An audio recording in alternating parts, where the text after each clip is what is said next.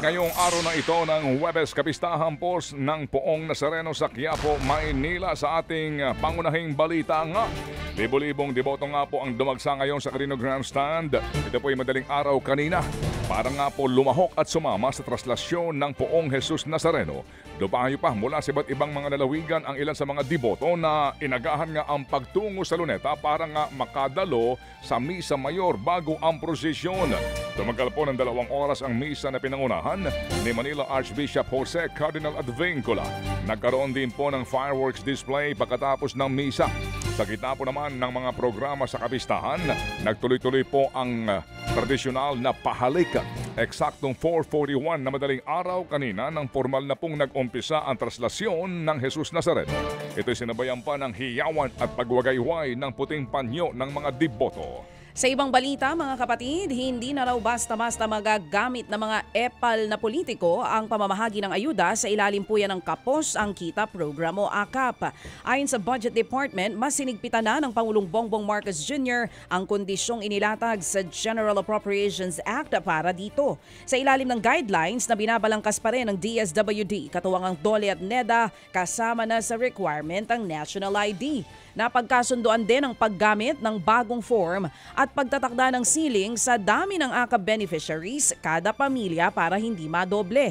Ayon pa sa DBM, kasama sa bagong panuntunan ang pagbabawal sa mga politiko na umepal sa pamamahagi ng ayuda dahil mahigpit na ipinagbabawal ang pagbalandra ng kanilang mga tarpaulin, stickers, t-shirt at iba pa habang ipinamimigay ang cash aid.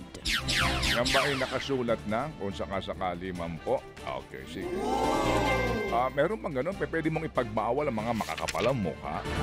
Samantala po naman, binabantayan ngayon ng Philippine Coast Guard ang bagong Chinese vessel na patungo sa dating lokasyon ng monster ship ng China malapit sa Zambales. At ayon po sa Coast Guard, naglayag ho palayo at patungo sa direksyon ng Baho de Masinloc ang monster ship ng China na Coast Guard number 5901.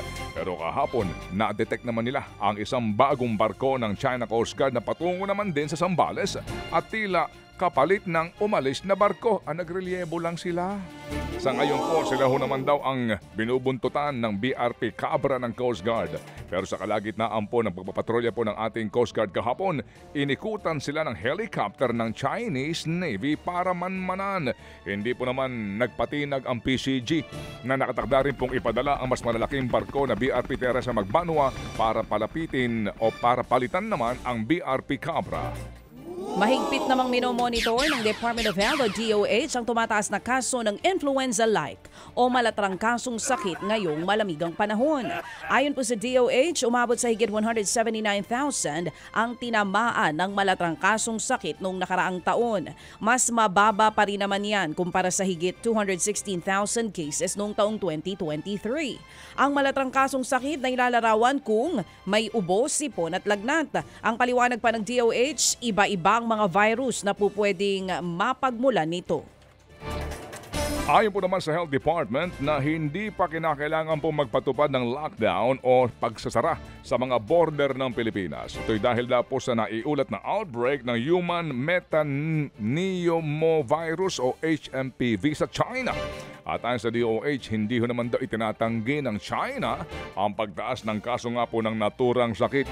Pero wala raw kasing dapat na ikabahala dahil kung tutuusin ay mas mababa pa rin daw ang kaso ng HMPV sa ngayon kumpara noong 2023. Wala din daw kasing kaso dito sa Pilipinas. Ang HMPV ay uri po ng impeksyon na madalas pong tumaas ang kaso tuwing malamig ang klima.